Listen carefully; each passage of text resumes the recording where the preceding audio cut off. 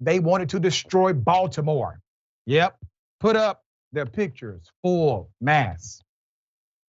The Justice Department has now charged Brandon Clint Russell and Sarah Beth Clendaniel with conspiracy to damage energy facilities. I'm going to get into that in a moment.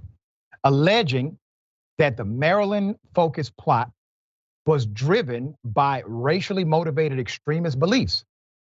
Russell, according to the charging documents, ascribes to having neo-Nazi beliefs and had started his own local national socialist group. Whoa, wait a minute. Where is Marjorie Taylor Greene?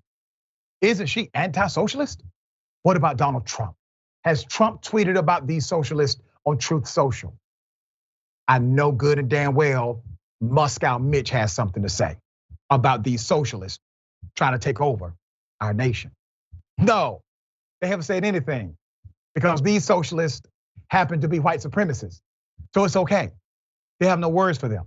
But I guarantee you, if the word socialist would have been connected to some type of militant black organization, every single one of them would have had something to say. There would have been press conferences, bills, laws. They would have brought up Hunter Biden's crack smoking. Everything would have been back on the table.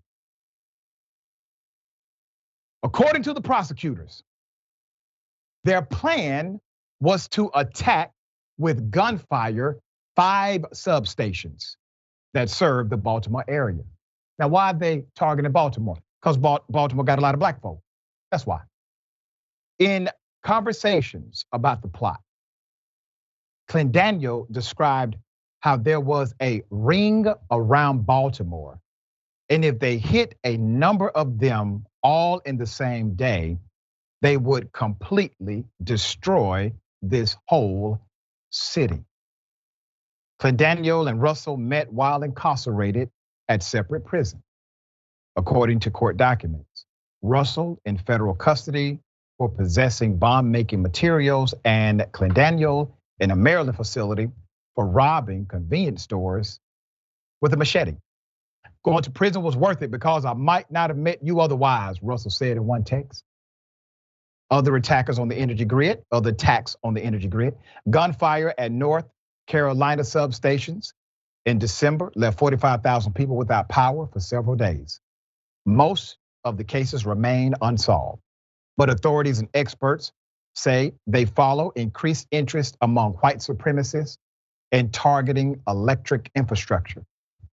In response to a question of whether this plot was connected to other attacks across the country, the FBI said no indication that this plot was part of anything larger, end quote. Now, why have you not heard about these attacks on energy grids in black communities?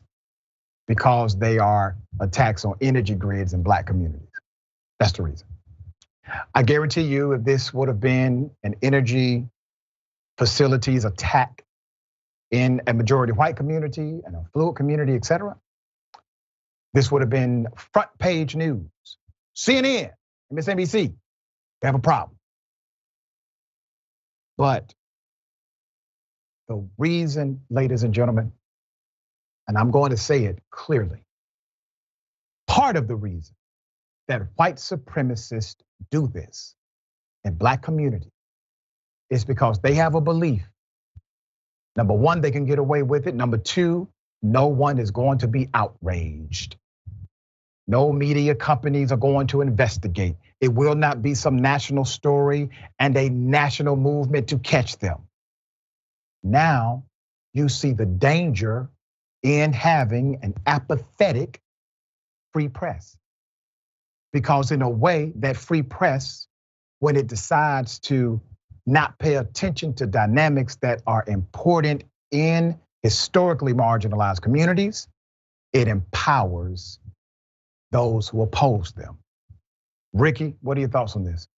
I'm finding that some of those other stories that we covered today, where one police officer called, 6 police officers called somebody had a bag of weed or an open container, but they can't find people like this.